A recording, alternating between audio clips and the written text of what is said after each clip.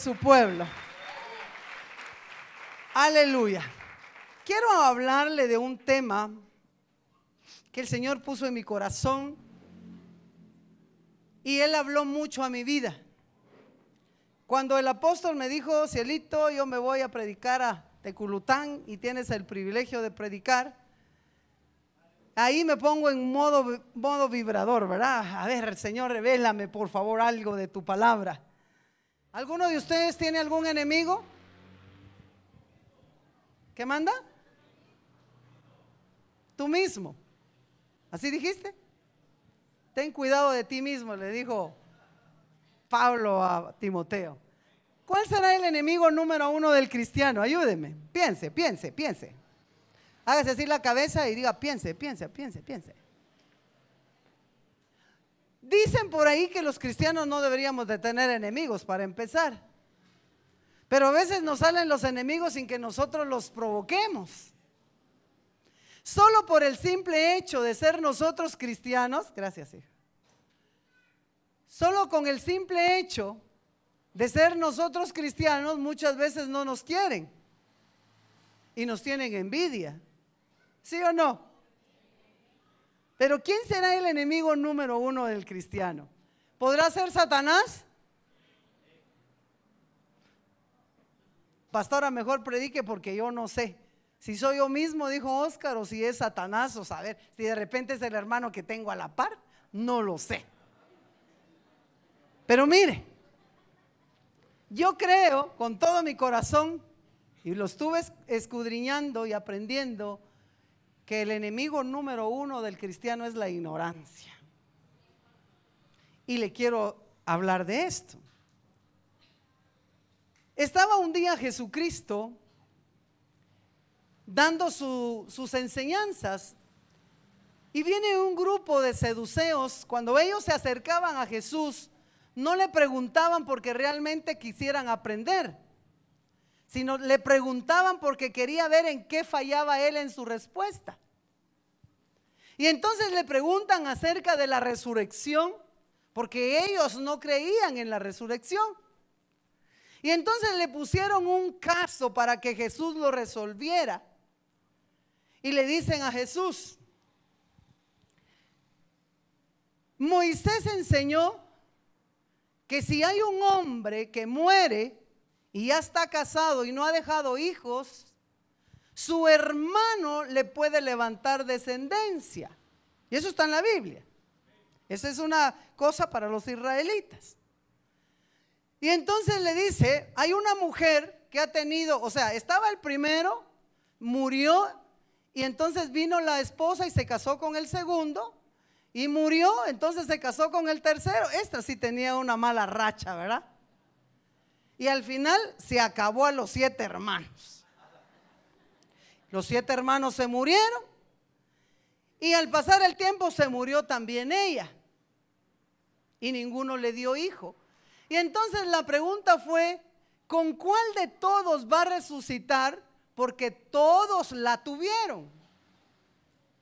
Y entonces el Señor les da esta respuesta, y aquí es donde empieza la predicación que el Señor me dio para usted.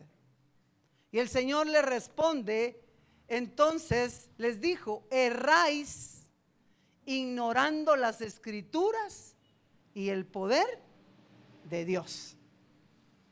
2 cosas le dijo Jesús: ignoran las escrituras y el poder de Dios, y por eso se equivocan tanto. Yo no sé qué tanto sabe usted de la palabra, pero yo por lo menos no me creo una erudita de la palabra.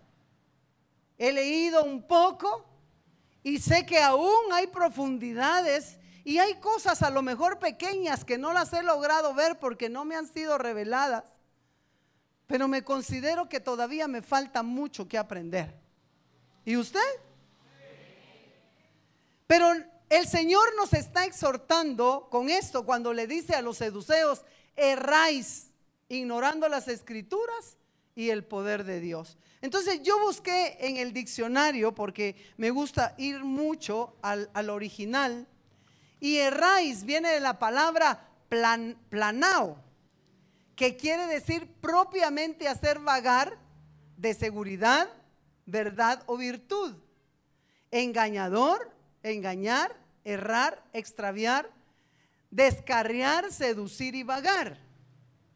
Entonces, podemos hacer un concepto, porque también busqué qué significaba la palabra escrituras, y viene de la palabra grafé, que quiere decir documento, es decir, santo escrito o su contenido de declaración en él, escritura. Entonces, cuando uno encuentra el significado de estas palabras, podemos formarnos una idea mejor. Cuando el Señor les está diciendo, ustedes están ignorando las escrituras y por eso cometen tantos errores, porque ustedes divagan, porque ustedes andan extraviados y no conocen la profundidad o el contenido del libro de la Biblia. Dile a Wendy si me puede dar la Biblia grandota que usamos en el Congreso, por favor, de adorno. Normalmente hoy ya no tenemos una Biblia de papel, solo los viejitos, ¿verdad, hermana? Los del Antiguo Testamento. Usamos una Biblia de papel.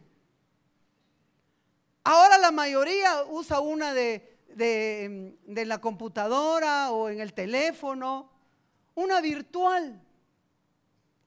Pero lo importante de esto, ¿sabe, hermano? Es que dice completamente lo mismo. ¿Sabe qué es lo malo que yo veo en la actualidad con la generación que se está levantando hoy, la que está después de nosotros?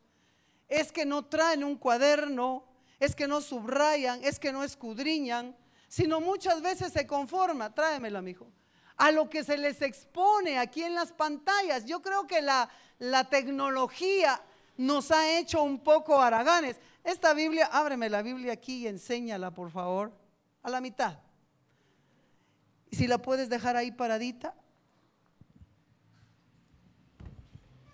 Ahí. Ese libro que usted ve ahí,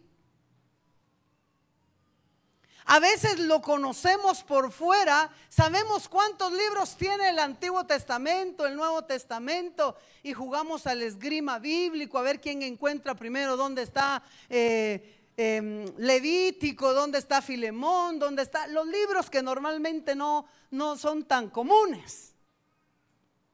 Pero el contenido de ese libro, ¿sabe usted que tiene grandes cosas para nosotros? Ahora, la pregunta es, ¿qué tanto tú la estudias? ¿Qué tanto tú la lees? ¿Cuánto tiempo le dedicas al estudio de la palabra? Porque si tú no estudias la palabra y no sabes el contenido, lo santo que tiene ese libro, ¿cómo ese libro? Mira, hermano, yo no sé, pero Dios es tan amplio, tan grande, tan, no sé, tan, no se puede expresar cómo es Dios de precioso con nosotros, siendo su misericordia tan inmensa. ¿Cómo Él puede tener misericordia de nosotros que le hemos fallado y lo aceptamos como Señor y Salvador a Jesucristo, pero aún así seguimos fallando y Él nos sigue perdonando? Y su amor es tan grande, porque Él es amor. Él no contiene amor, ni tiene amor, Él es el amor. Y entonces a veces no sabemos lo que trae ahí la palabra del Señor, y entonces nos equivocamos muchas veces en hacer cosas o en decir cosas que no tenemos que decir. Le voy a explicar. Avancemos un poquito y así voy a entrar al tema. En este tiempo, dice en 2 de Timoteo 3:13, mas los malos hombres y los engañadores irán de mal en peor. Pero ¿cómo están esos hombres? Engañando y siendo engañados.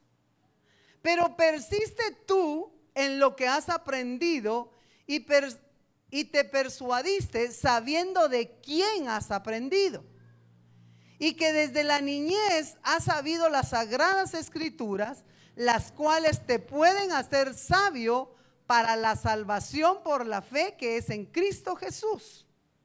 Toda la escritura es inspirada por Dios y útil para enseñar, para redarguir, para corregir, para instruir en justicia, a fin de que el hombre de Dios, o sea, el cristiano, sea perfecto, enteramente preparado para toda buena obra. Ahora, cuando le escribí ahí en este tiempo, no me estoy refiriendo a los tiempos postreros de Cristo para nosotros solamente, sino en este tiempo en diciembre, que ya empezaron a sonar las campanitas por ahí y empiezan din don dan, din don dan. Mire, y usted se empieza a remontar en su pasado. ¿Sabe usted que hay ciertos olores que a usted le recuerdan su pasado? Cuando ustedes siente el olor a manzanilla y a pino, ¿qué recuerda usted? Ayúdeme, ¿qué recuerda usted? Ayúdeme pues. ¿Qué recuerda? Dígame a alguien. ¿Qué recuerda? Un nacimiento. No se recuerda si hay pino regado, no se recuerda de las fiestas. En los pueblos acostumbraban a regar pino para una fiesta, una boda. Y cuando ese aroma llega a sus sentidos, a su cerebro, usted rápido se recuerda del pasado. Y entonces empiezan a sonar esas campanitas y usted rápido dice, ay, cuando mi mamá me daba rompope. Porque lo acostumbraban, ¿sí o no? Nuestras viejitas. Como no podíamos tomar los pequeños, entonces nos daban bueno, tal vez a usted no, ¿verdad? Pero en el caso mío sí. Las uvas, las manzanas, los tamales que ya empezaron hoy a venderse. Y nos empiezan a recordar de esas cosas. Entonces, muchas veces nos dejamos seducir por nuestros sentimientos, por nuestras emociones, y nos entra tristeza. Nos recuerdan de papá que ya no vive con nosotros. Recuerdo cuando estuvo mi papá y nos compró los cohetes y los estrenos, dijo mi hermano Edgar, que ya quiere comprar sus estrenos, dijo. Y entonces es necesario que nosotros logremos entender qué es lo que dice la palabra del Señor para no errar en las escrituras, para conocer las escrituras y qué dice el Señor para nosotros. Porque ¿qué es lo que en la Biblia está? Plasmada la voluntad de Dios para nosotros. Ahí encontramos cosas del pasado, del presente, del futuro, cosas que van a venir. Si usted tiene problemas económicos, ahí encuentra la solución. Si usted tiene problemas del amor, no es de llamar al teléfono tal y tal, no, ahí encuentra la solución. ¿Sí o no? Si usted tiene problemas de cualquier índole, cuando usted logra entender y comprender el contenido de esa palabra, porque dice que es inspirada por el Espíritu Santo, el Espíritu de Dios, entonces quiere decir que esa palabra es viva y eficaz y penetra hasta lo más profundo de nuestro corazón. Muchos dicen, pero ¿cómo va a ser esa palabra de Dios? Esa la escribieron los hombres. Pues no la iba a escribir un animalito porque no sabe leer y escribir. ¿Quién la tenía que escribir? Un hombre, pero era inspirado por el Espíritu Santo para transmitir la voluntad de Dios a la humanidad. No es un libro científico, porque rápido pregunta, y dígame, busque ahí, ¿cómo fue lo de los dinosaurios? ¿Y dónde están los cavernícolas? Y dígame enséñeme qué dice la Biblia de eso. El libro de la Biblia no es científico, es un libro espiritual y es un libro de fe para que todo aquel que crea pueda ver. No es para que vea y entonces pueda creer. ¿Me doy a entender? Revisemos esto entonces. Hay hombres malos en este tiempo que engañando y siendo engañados nos quieren meter sus fábulas, sus conocimientos. Me decía una niña por el WhatsApp, yo sé que es una niña muy linda, yo la conozco, y me decían: pastora, yo le quiero hacer una pregunta. Pues dímela. ¿El fútbol es malo? ¿Es pecado? Porque mis amigos dicen que ellos no se hacen cristianos porque los cristianos o los pastores o en la iglesia les dicen que el fútbol es pecado. El que ya sabe la respuesta dirá: ay, esa respuesta está tan fácil, pero para la niña es importante. ¿Cuántos están de acuerdo de que el fútbol es pecado? Levante su mano. ¿Cuántos piensan que el fútbol no es pecado? Levante su mano. Y todos los demás no le atinan, no saben qué es, porque no levantan la mano ni para uno ni para el otro. Y entonces fue una pregunta tan insignificante, pero si yo le doy una respuesta mala, la niña puede perderse. ¿Qué respuesta le darías tú a tu hijo si tu hijo te dice: papi, yo quiero jugar fútbol? Si tú eres muy religioso, le vas a decir: eso es pecado, eso no, porque como decía un hermano por ahí, eso es el huehuecho del diablo y ahí lo andan persiguiendo para un lado y para otro. Eso no es el huehuecho del diablo, hermano, es una pelota. Es un deporte y el deporte en sí no lleva nada malo. ¿Sabe qué es lo malo? El ambiente donde se desarrolla ese deporte. ¿Acaso no han habido hasta muertos? ¿Sí o no? Le decía yo: mira, Jaime José va a jugar sus chamuscas ahí con los... ¿Quiénes se van con Jaime José a jugar sus chamuscas? Cuando no tan mundanos. Se van a jugar sus chamuscas después del servicio el día domingo. Lo importante es encontrar la prioridad en tu vida. Si Dios es primero, le das a Él el primer lugar. Pero normalmente, ¿a qué hora son los partidos? Cuando está el culto. Entonces ahí es donde el cristiano maduro que sabe la palabra tiene que elegir. No es que se lo prohibamos acá. Tiene que elegir. ¿Qué hago? ¿Me voy a jugar fútbol y voy al culto en la tarde? O mejor voy a darle al Señor lo que a Él le toca, agradecerle por lo que me ha dado, y ya no voy a poder jugar fútbol. Pero eso lo piensa alguien que está maduro en el Señor y que conoce el contenido de la palabra. ¿Cuántos religiosos habrán diciéndole a los jovencitos que realmente es pecado el fútbol? Hombres engañando y siendo engañados por no saber lo que en las escrituras está.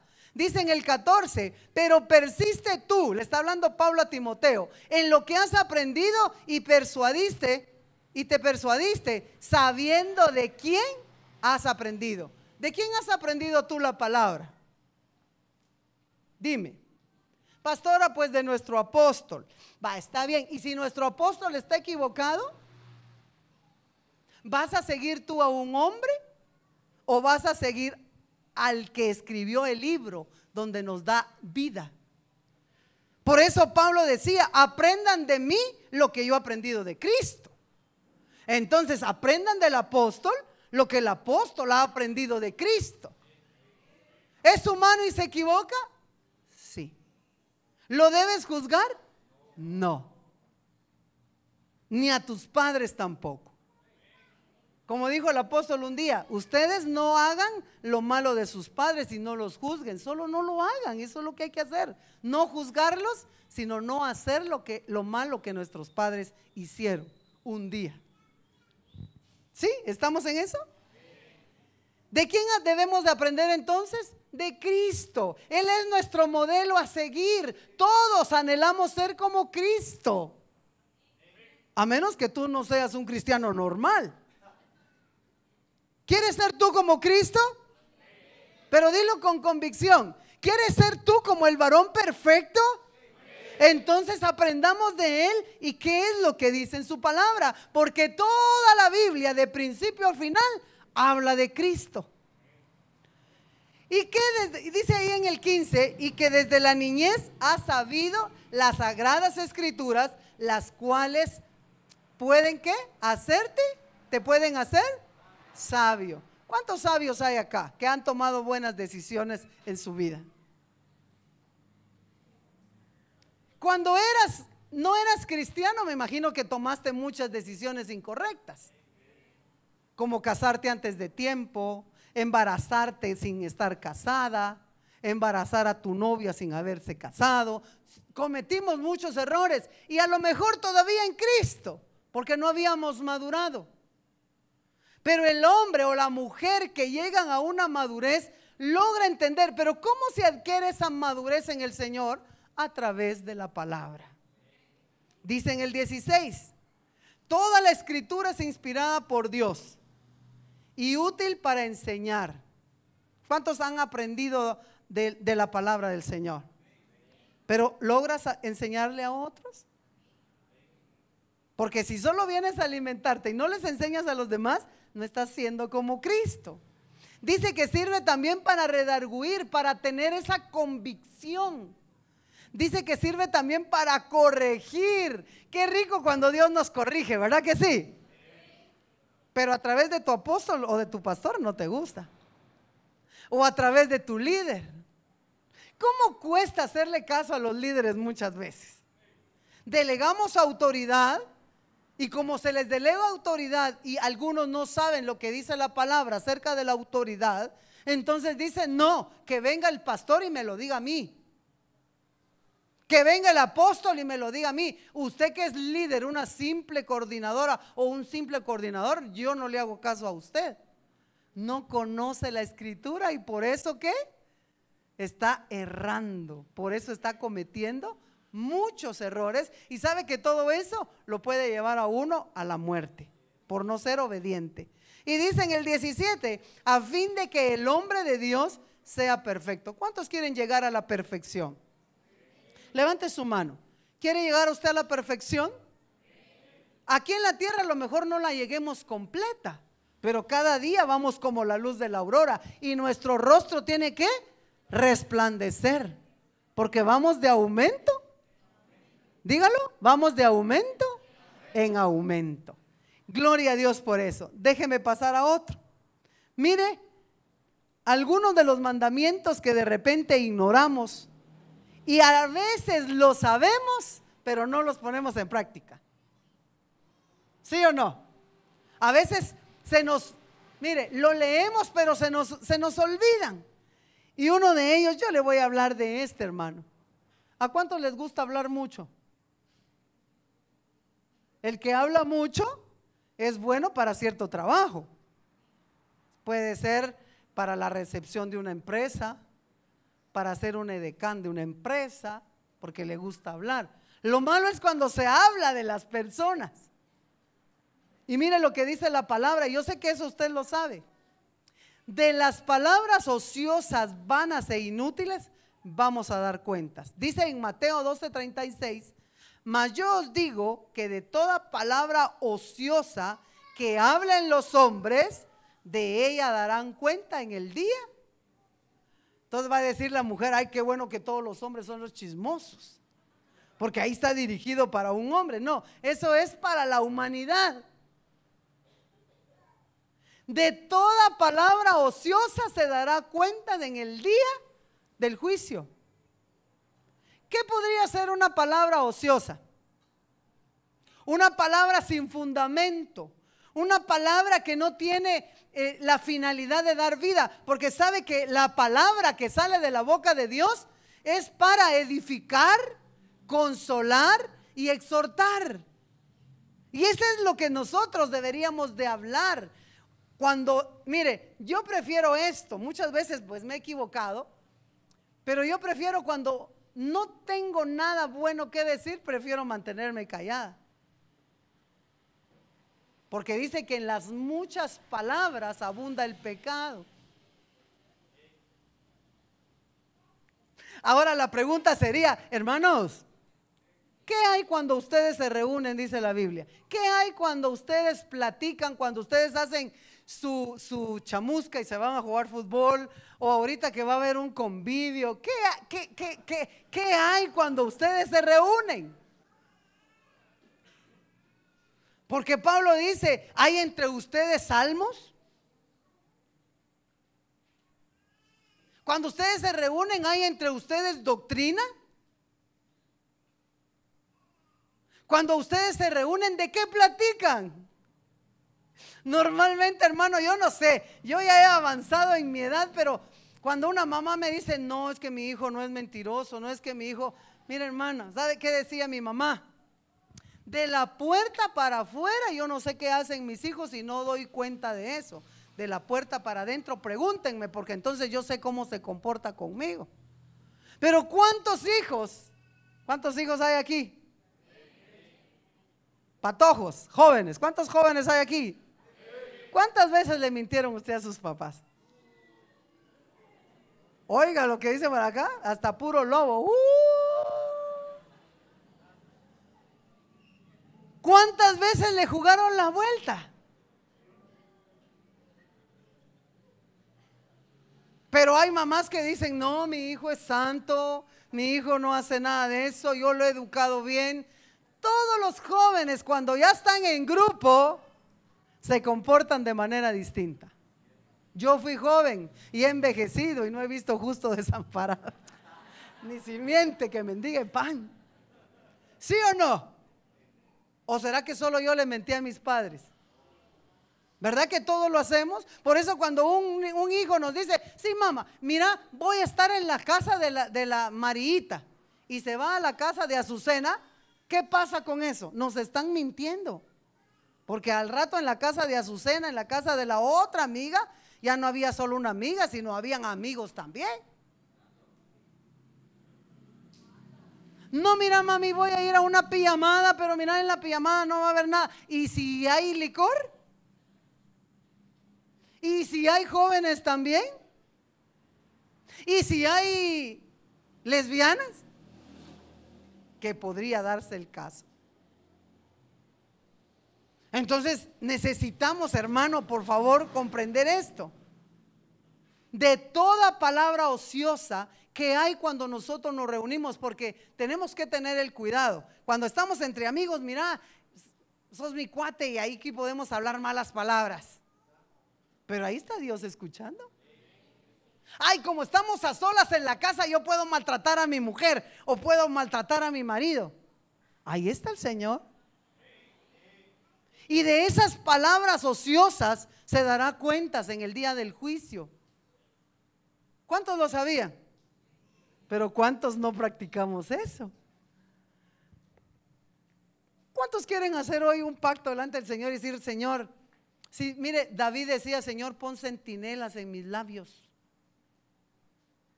que me ayuden a no hablar lo que no tengo que decir? Solo se menciona el nombre de una persona, él es fulano y él es así, así, así. ¿Qué le importa a uno? ¿Sabe cuál sería mi consejo? ¿O cuál sería el consejo de la palabra? ¿Por qué no mira usted la viga que usted tiene en sus ojos? Ese es el consejo de la palabra. Pero como el Señor me mandó a decírselo. Pero ¿cuántos estamos viendo la paja del ojo ajeno? No, pues esa es así, esa es así. ¿Y por qué no nos miramos a nosotros mismos? ¿Sabe que la olla le dijo, usted sabe esa adivinanza? ¿Qué le dijo la olla al comal? Ayúdeme, esa es una adivinanza de mi tiempo, creo yo. ¿Qué le dijo? Ayúdeme, levante la mano. Le voy a dar un premio, un chocolate. Eso mentira, no le va el chocolate. ¿Qué le dijo? ¿Y cómo estaba el comal? Entonces normalmente nosotros somos las ollas criticando a todos y no sabemos que nosotros estamos igual. O el comal viendo la olla y no se mira lo que él tiene abajo. Tizne también. ¿Verdad que sí? ¿Cuántos lo sabían? ¿Lo pones en práctica? ¿Qué hay cuando te reúnes en familia alrededor de la mesa? Mire, a nosotros nos pasó algo y déjeme decírselo. Y me puedo ministrar con usted. Solo ellos quieren saberlo, entonces a ustedes no les digo nada.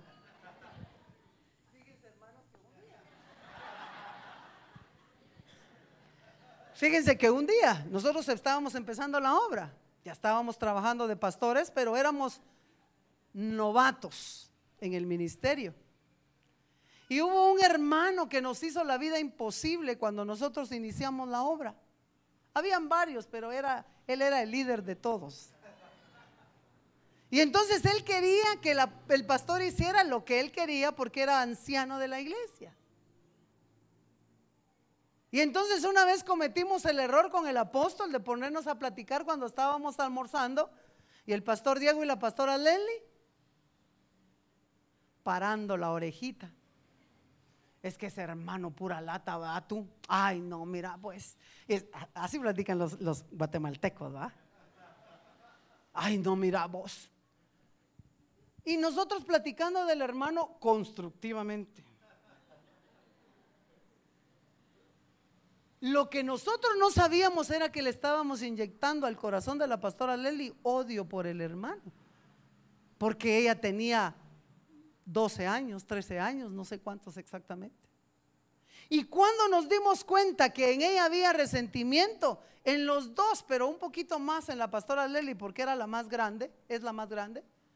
Un día que ya había pasado el tiempo, se fueron de la iglesia, empezamos pasamos una prueba bien difícil. Y una vez lo encontramos en el carro. Nosotros como adultos lo llegamos a perdonar, pero en el corazón de un adolescente no se perdona tan fácilmente.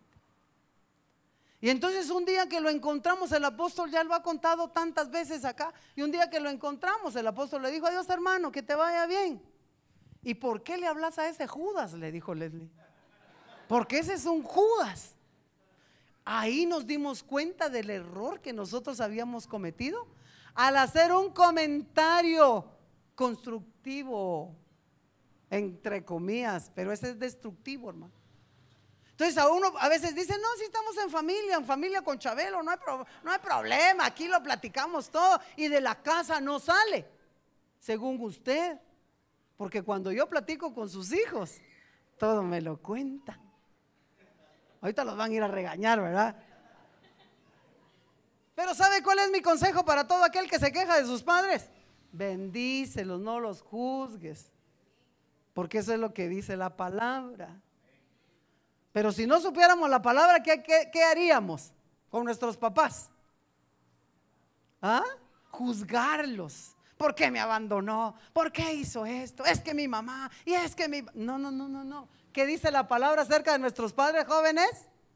A ver, todos los jóvenes que se pongan de pie y me van a repetir ese mandamiento. Pónganse de pie todos los jóvenes, porque los viejitos ya entendimos un poquito eso. El primer mandamiento con promesa, ¿cuál es?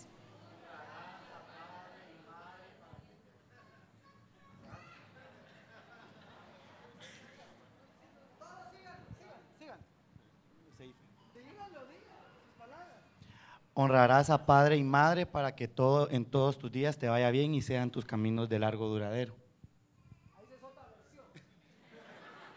Él aprendió en otra versión, ¿verdad?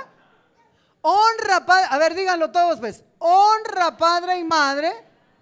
Dígalo, se lo estoy diciendo, repítalo. Honra padre y madre. Solo ustedes son buenos chicos aquí, yo no escucho nada. A ver, honra padre y madre. Para que te vaya bien y seas de largos días. ¿Qué pasó, Joel? No escuché tu voz.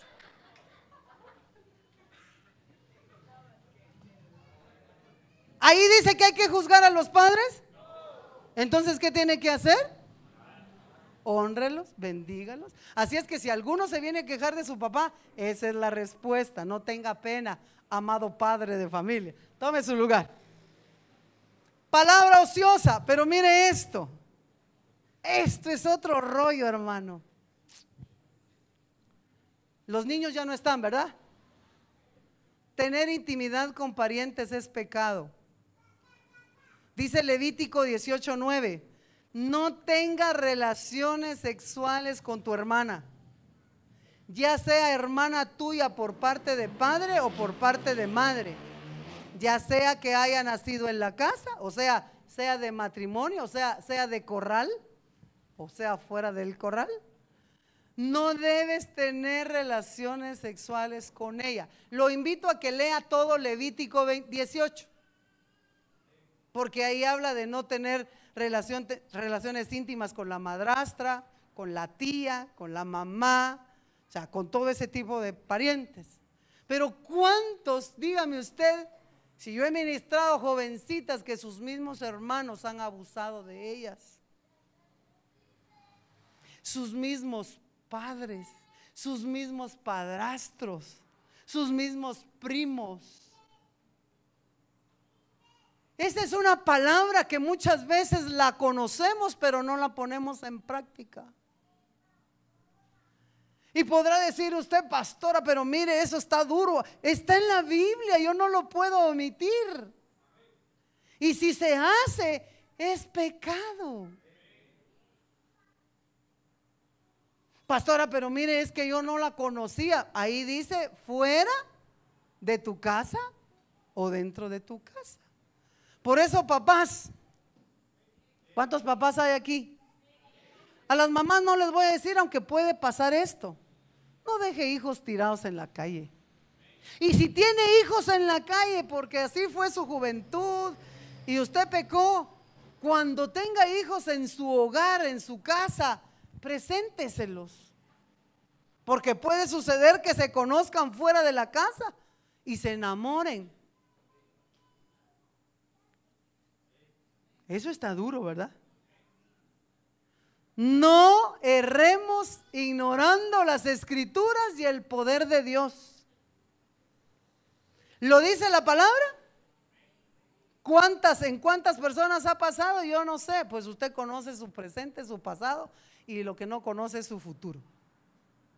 Pero si usted cometió una cosa de esas en su adolescencia, en su niñez, mire, yo estaba sorprendida y de alguna manera digo yo, Señor, por favor ayúdanos con esto. Una noticia que cuando uno mira, lamentablemente las noticias, solo mira uno malas noticias. De un joven adolescente que abusó de una niña de 4 años. Dice uno, ay, ¿en dónde? ¿Dónde? ¿Cómo? ¿Eso es pecado? Sí, la Biblia lo dice, pero ¿quién le enseña eso a sus hijos? Que eso no se debe de hacer. Somos encargados nosotros los padres de enseñarle eso a nuestros hijos. ¿Es pecado y se cometen errores, sí o no? Errores y horrores. Hoy como que no van a haber muchos amenes, dijo el apóstol, ¿verdad? Pero yo voy a seguir enseñando la palabra del Señor. Mire este otro mandamiento que muchas veces se nos olvida. Tener intimidad con alguien del mismo sexo es pecado. No te acuestes con un hombre, le está hablando a un hombre, como si te acostaras con una mujer. Eso es acto infame delante del Señor. Pero mire, hermano, sinceramente es de analizar todo esto. Porque yo también he oído y he visto, me han contado. Cuando me dicen, pastora, es que fíjese que yo pues me acosté y es que tuve relaciones con mi amiga porque pues ella me comprendía y porque pues que yo fui violada y entonces, mire, si usted lo hace en ignorancia porque no sabe, pues Dios lo puede perdonar. ¿Se podrá oír un amén? Pero si ya lo hace sabiendo la verdad, créame que Dios le va a pedir cuentas de esto. Sobre todo si jamás se arrepiente. Yo entiendo que en la juventud hayan cosas que uno quiera experimentar, pero de todo esto daremos cuentas al Señor.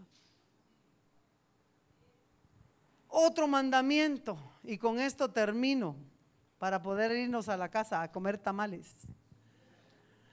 Hacer lo mismo que las naciones pagadas hacen, ahí ya me faltó algo, es pecado. Mire lo que dice en Ezequiel 11:12: y sabréis que yo soy Jehová porque no habéis andado en mis estatutos, ni habéis obedecido mis decretos, sino según las costumbres de las naciones que os rodean habéis hecho. Ahora, ¿por qué le digo esto, hermano? Voy a traer el control. ¿Por qué le digo esto? Porque en este tiempo, hombres engañando a otros hombres y siendo ellos engañados, nos hacen ver, porque muchas de las iglesias que se dicen ser cristianas, si usted mira en la televisión, celebran la Navidad. Lo malo de todo esto, yo estuve ahorita de viaje y usted sabe que estuvimos con el apóstol predicando en una iglesia que nos invitaron, y como el día de gracias, de acción de gracias, fue el viernes o el jueves, porque es viernes negro, que ya tienen una costumbre eso aquí en Guatemala, solo imagínense adquiriendo costumbres que no tienen nada que ver con nosotros. Y entonces el apóstol le dijo, como nosotros nos veníamos el miércoles, el apóstol le dijo a la pastora, yo quiero comprar un pavo y quiero que hagas eso antes de irnos nosotros, de comer el pavo. Pero el día de acción de gracias en Estados Unidos para mí es una buena costumbre. La esencia, el motivo por el cual se originó es algo bueno, porque le dan gracias al Señor por la cosecha y por eso se come la calabaza. Y me imagino yo que los que llegaron a colonizar Estados Unidos tenían crianza de chumpipes, dirían en su pueblo, ¿ah? O chumpes. Tenían crianza de pavos y aprovecharon y habían pavos. Y yo creo que una cosa que empezó dándole gracias al Señor se empieza a distorsionar, porque me decía a mí una hermana que estuvo viviendo en Estados Unidos, pero no todas las celebraciones en todas las casas son santas, porque ya toman, y ya tomados se empiezan a maltratar. ¿No se le hace familiar a usted que eso es lo que sucede en la Navidad? Y allá en las iglesias dice todos los días, las iglesias cristianas que son verdaderas, dice todos los días debemos dar gracias al Señor, así publicándolo.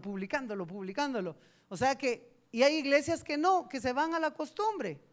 Y entonces ya le rinden pleitesía, le rinden culto al pavo, porque si usted se da cuenta es el pavo el que celebra. Y se les olvida que el origen fue darle gracias a Dios por la cosecha, por lo que tenían de comer. Entonces, ¿sabe que me gustó mucho eso que hizo el pastor?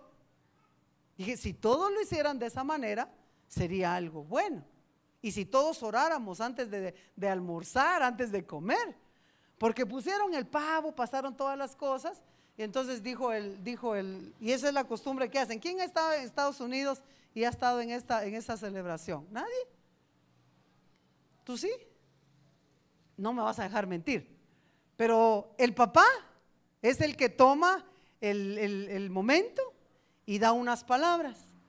El pastor agarró la Biblia y agarró donde había que darle gracias al Señor, agarró un versículo bíblico y lo dio, ¿verdad? Un versículo de la palabra, y lo dio y dijo, le damos gracias al Señor por la vida que tenemos, yo doy gracias a Dios por mi esposa, por mis hijos, porque nuestras coberturas están acá. Y así cada uno empezó a dar gracias al Señor por las cosas que han recibido durante el año. Ah, qué bonito, o sea, me gustó. Pero no todos lo viven de esa manera. Entonces ahora, porque como dice que adquirimos costumbres de los pueblos paganos, de repente la celebración de Navidad no tuviera nada malo si realmente se celebrara el cumpleaños de Jesús. ¿Sí o no? Pues si celebramos el cumpleaños de Jesús, ¿cómo quisiera Jesús que le celebraran su cumpleaños? Con cohetes, con bombas, con guaro, con los tamales. ¿Cómo le gustaría al Señor Jesús que le celebraran su cumpleaños? Pregúntese. ¿Cómo cree usted que le gustaría al Señor Jesús que le celebraran su cumpleaños? Los israelitas, el pueblo de Dios, no celebra cumpleaños. Es una costumbre de ellos no celebrar cumpleaños. Es una costumbre más de nosotros los gentiles. Pero si Jesús fuera gentil, ¿cómo le gustaría a él que le celebraran su cumpleaños? Ayúdeme. A ver, una mamá, Ahí está, la hermana. Ya viene para acá, hasta la cara cambió la hermana. ¿Cómo le gustaría a usted que le celebraran su cumpleaños sus hijos? A mí en lo personal que ese día fuera solo para mí, con una cena.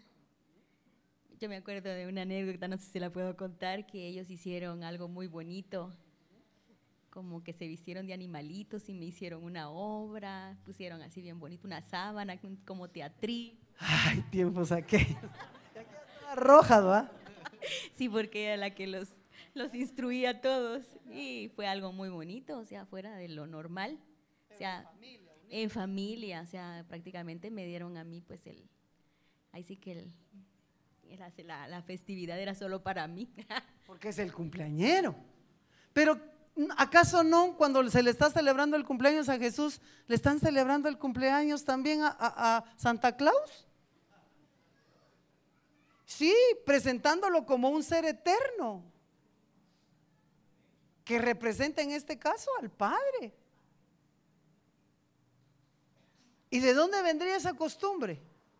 Pero entonces el Señor, solo analicemos, porque yo no le estoy enseñando aquí Biblia exactamente qué dice ahí, sino solo piense, si Jesús estuviera entre nosotros y le celebramos su cumpleaños, ¿cómo querría Él que celebraran su cumpleaños? ¿Con una botella de champaña? ¿Una botella de tequila? Va pues, de coñac. Pastora, ¿y usted cómo sabe esos nombres? Pues estuve en el mundo algún tiempo de mi vida. Va pues con cucha.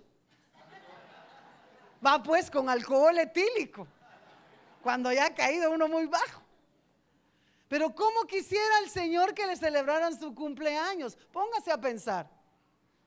Que fuera Él el agasajado y que a Él se le diera la gloria. ¿Sí o no? Pero ¿sucede eso realmente? Analízalo y dígamelo, pero así bien claro. ¿Qué dice la Biblia con respecto a eso? Dice la Biblia, mire, no dice algo específico, como algunos que dicen, en la Biblia no dice no fumarás, porque si tú fumas te dará cáncer en los pulmones. ¿Dice así algún mandamiento? Entonces, ¿por qué no se debe tomar? Perdón, fumar. ¿Por qué no se debe fumar? Ayúdeme. Alguien que quiera salir en la televisión, que me dé la respuesta, que venga aquí conmigo. Ah, pues, ¿Estuardo? Pero, bueno, algo más bíblico, o sea, algo más bíblico. Lo que dijeron allá, no debemos fumar porque nuestro cuerpo es templo y morada del Espíritu Santo. ¿Qué más? Ayúdeme pues, pero póngase pilas, porque si no usted se me va a dormir y yo también. A ver, Oscar, dime algo. Tú eres conocedor de la palabra.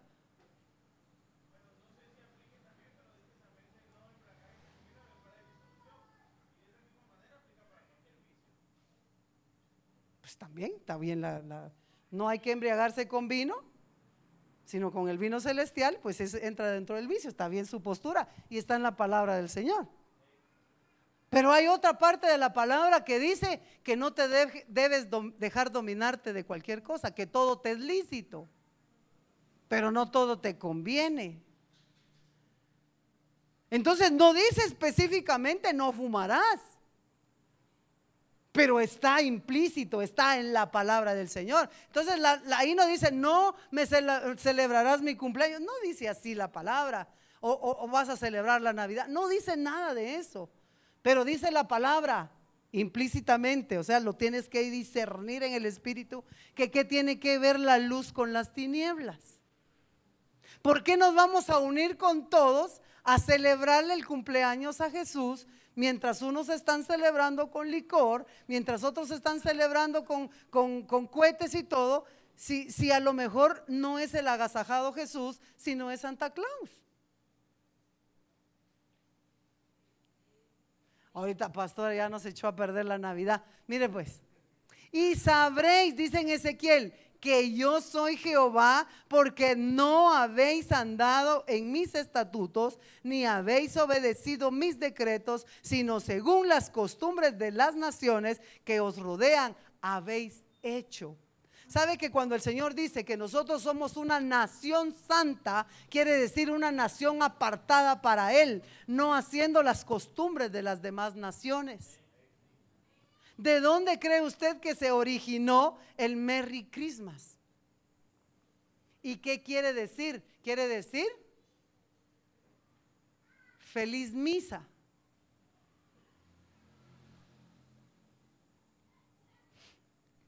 Pastora, avance, por favor, queremos. Mire, solo esto, porque como yo sé que ahorita la ignorancia del poder de Dios. Pasemos al otro punto. ¿Cómo dijo Jesús? Ustedes yerran porque no saben las escrituras ni el poder de Dios. Hechos 10:38 dice: ¿cómo Dios ungió con el Espíritu Santo y con poder a Jesús de Nazaret? Y cómo éste anduvo haciendo bienes y sanando a todos los oprimidos por el diablo, porque Dios estaba con él. ¿Qué tenía Jesús? Poder, porque el Espíritu Santo se lo había dado el Señor. Lo levantó de los muertos y le dio unción para levantar a los muertos, para sanar a los enfermos, para que su saliva juntada con el lodo pudiera sanar a un ciego, sanar a un sordo, a uno que no hablaba. Pero en nuestra saliva, ¿qué habrá? A lo mejor hay más microbios que otra cosa, ¿verdad? Pero el Señor sabe que quiere que nosotros como iglesia sepamos que nosotros tenemos ese poder también. ¿Cuántos quieren ser poderosos en el Señor? ¿Conoce usted el poder de Dios? ¿Conoce usted la capacidad de Dios para dar poder a su pueblo? ¿Cómo le da poder Dios a su pueblo? A través de los dones del Espíritu Santo. Ya no voy a avanzar porque tengo poquito tiempo. Y le voy a pedir que se ponga de pie.